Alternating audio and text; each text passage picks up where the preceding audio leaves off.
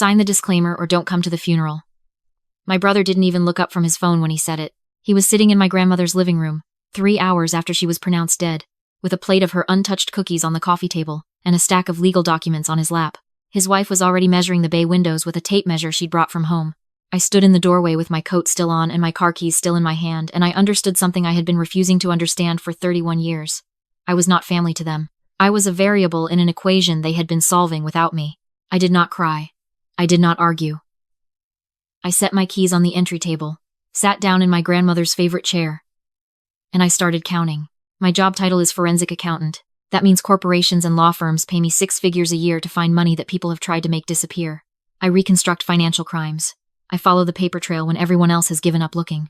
I find the thing that was hidden in plain sight, and I explain to a jury exactly what it means.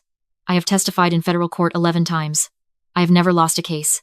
My brother is a real estate developer with a failing portfolio and a wife who grew up believing that charm was the same thing as character. He has never once in his adult life understood that I do this for a living. He has always looked at me the way people look at a household appliance, useful when necessary, easy to ignore the rest of the time, which is exactly why he made the mistake he made.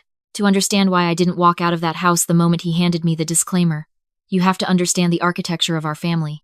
I used to call it the inheritance gradient theory, which sounds clinical, but that is how I was trained to think in structures, in flows, in who controls the valve. In our family, my grandmother was the source. She was the one with the money, the house, the 30-year-old brokerage account, and the commercial property downtown that had been throwing off rent checks since before I was born. My brother was the pipe. He had spent the last decade positioning himself between her and everyone else, making himself indispensable, calling her every Sunday, driving her to appointments, narrating her finances to her in ways that made her feel confused about what she actually owned. And I was the overflow drain, present enough that my absence would be noticed, but routed away from anything that actually mattered. My grandmother never saw it. She was 83 and she trusted him because he showed up. I showed up too, but I showed up differently. I flew in 4 times a year. I called every Wednesday. I spent a week with her every August going through old photo albums and eating her pot roast and watching game shows until midnight. But I lived 1,200 miles away, and my brother was 20 minutes from her door. Proximity reads as devotion to people who are lonely enough. I remember the exact moment I understood what was happening, even though I didn't have the evidence yet to prove it. It was 18 months before she died. I had flown in for her birthday, and the 3 of us were sitting at her kitchen table. She pushed a piece of paper across to me and asked me to explain it. It was a trust amendment, dated 4 months earlier. I had a law degree alongside my accounting certification, enough to read what it actually said. It restructured the distribution of her estate so that my brother had discretionary authority over timing and allocation. It was not a will. It was a mechanism, and she had signed it without a lawyer present because my brother had told her it was just a formality for tax purposes. I looked at my brother across the table. He was spreading butter on a biscuit with total calm. I smiled and told my grandmother it was a standard document and not to worry. Then I excused myself to use the bathroom and I stood over her sink and memorized every clause. I did not confront him that weekend. A forensic accountant does not walk into the room and announce she knows what you've done. She builds the file first. I started quietly. I pulled the public records on my grandmother's commercial property and found that 6 months prior, the deed had been transferred into an LLC. The LLC was registered in my brother's wife's maiden name. My grandmother's signature was on the transfer documents, but the notary stamp was from a mobile notary service my brother's company used for real estate closings. I recognized the stamp format. I'd seen it on fraudulent documents before. I requested copies of all trust amendments filed in the county over the past 2 years. There were 3. Each one gave my brother more control. Each one was signed in the presence of the same notary. The original trust, the one my grandmother had drafted with her own attorney 12 years ago, gave her estate in equal thirds. 1/3 to my brother, 1/3 to me, 1/3 to a children's literacy charity she had supported for decades. The amended version gave my brother full discretion. The charity received a token $5,000. My name had been removed entirely. I did not panic. I made a spreadsheet. I also called my grandmother's original estate attorney, a woman named Patricia, who had drafted the trust and retired 2 years before my grandmother died. Patricia remembered my grandmother clearly. She told me she had tried to reach her twice to schedule a review after learning about the amendments, but my brother had always returned her calls on my grandmother's behalf and told her the family was handling everything. Patricia told me one more thing. She said my grandmother had called her office 3 weeks before she died. She had left a voicemail. She said she was confused about some documents her grandson had asked her to sign and she wanted to talk to someone she trusted. Patricia had been traveling. By the time she returned the call, my grandmother was in the hospital. I asked Patricia to save the voicemail. So when my brother slid that disclaimer across the coffee table, the afternoon of her death, a document that would have me waive any right to contest the estate in exchange for a one-time payment of $8,000, I understood exactly what it was. It was the cleanup. He thought he had already won. He just needed my signature to close the loop.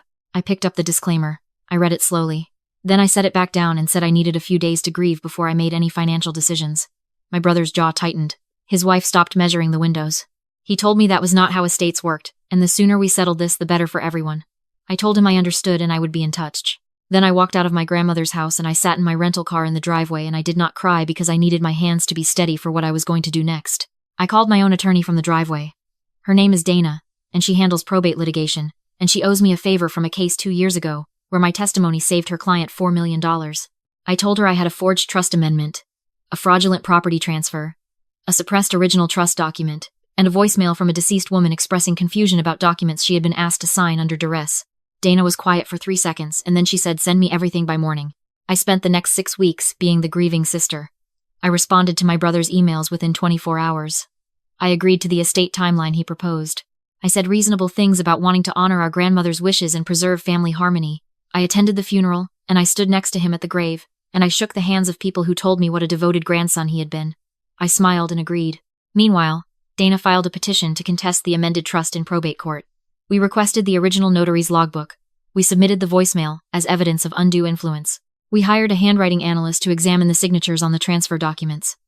The analyst's report came back in 5 weeks. 2 of the 3 signatures were consistent with my grandmother's natural handwriting.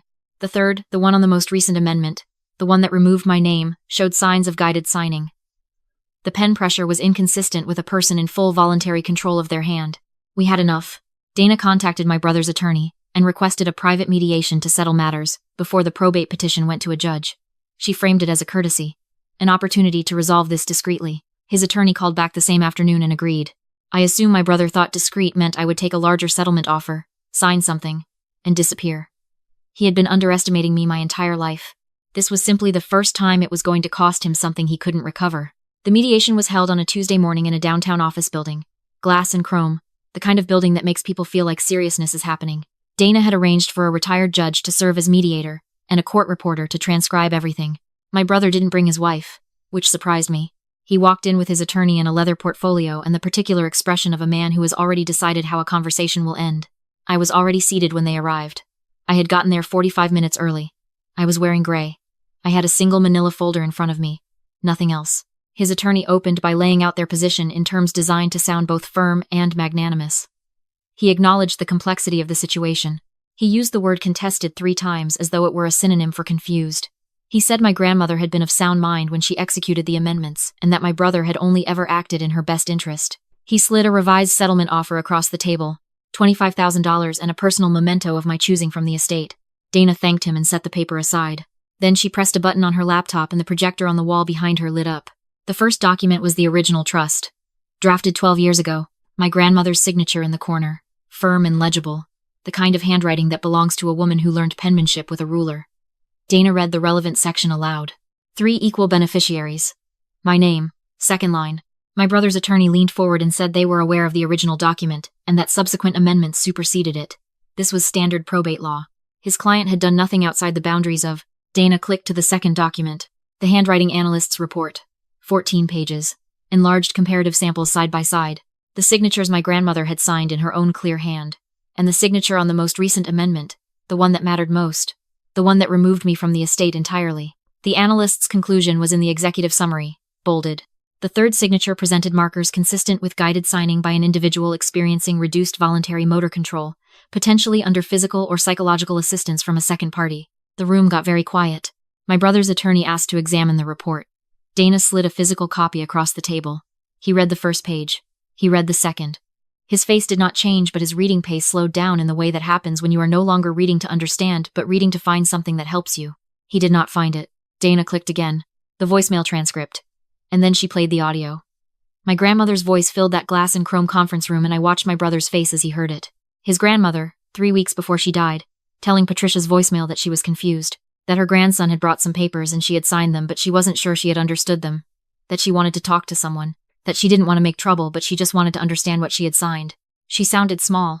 She sounded like someone who had been made to feel that asking questions was an inconvenience. My brother's hand was flat on the table. I could see the tendons in his wrist. Dana said, quietly, that we also had the notary logbook.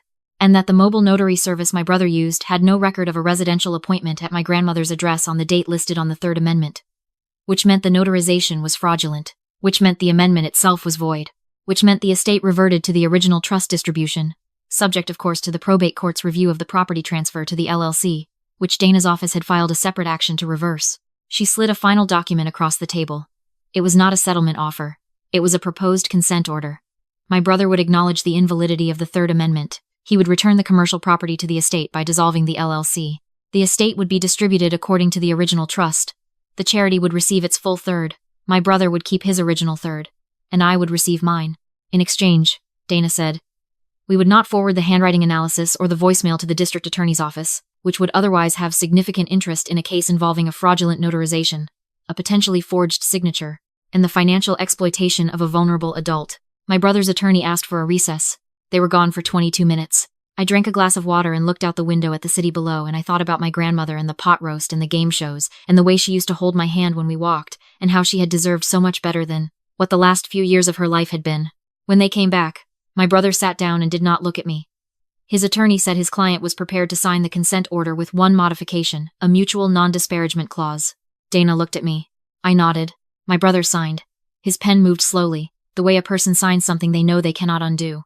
He pushed the paper back across the table without looking up. I signed last. I signed the way I sign everything, clearly, completely, without hesitation. The mediator closed his folder. The court reporter began packing her machine. My brother stood up, picked up his portfolio, and walked out of the conference room without speaking. His attorney shook Dana's hand with the stiff professionalism of someone who is extremely good at losing gracefully because he has had practice. I walked out into the hallway. I stood at the window for a moment. 12 floors below, I could see the street. People moving in every direction. Small from this height, everyone carrying something. My phone buzzed. It was Dana. She had already stepped aside to take a call. She gave me a thumbs up from across the lobby. What happened after that moved quickly. The way things do when the mechanism finally stops fighting itself and just runs. The probate court accepted the consent order. The LLC was dissolved. The commercial property was returned to the estate. The property had been generating rental income for 18 months under my brother's management, during which time he had paid himself a management fee that Dana's team calculated at 3 times the market rate. That became a separate negotiation that concluded with a check. My third of the estate was transferred to me 8 months after my grandmother's death. It was more than I had ever let myself plan around, because planning around it had always felt like waiting for her to be gone, and I hadn't wanted to think about that while she was still alive. I donated my grandmother's third, her portion, the one earmarked for the charity in the original trust, to the literacy organization directly. I attended their annual dinner that fall, and sat at a table with people who had benefited from the grants, and I thought about her, and the way she used to press books into my hands when I was young, like they were something that would protect me. They did. I have not spoken to my brother since the mediation. I don't have plans to. I have thought about whether that makes me the villain in his version of this story, and I think the honest answer is probably yes. In his version, I showed up with lawyers and documents and dismantled something he spent years constructing. He may have even convinced himself that he was protecting her, that he was managing something she couldn't manage, that his interpretation of her wishes was close enough to her actual wishes that the difference didn't matter.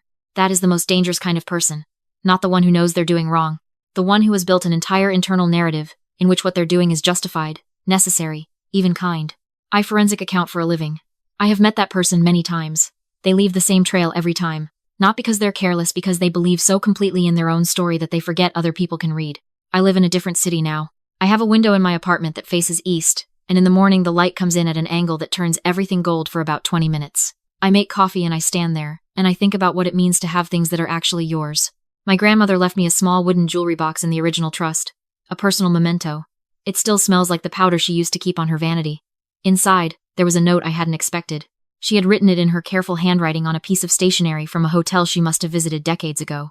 It said, "I know you will always land on your feet. You were always the one who figured things out." She knew. She knew me.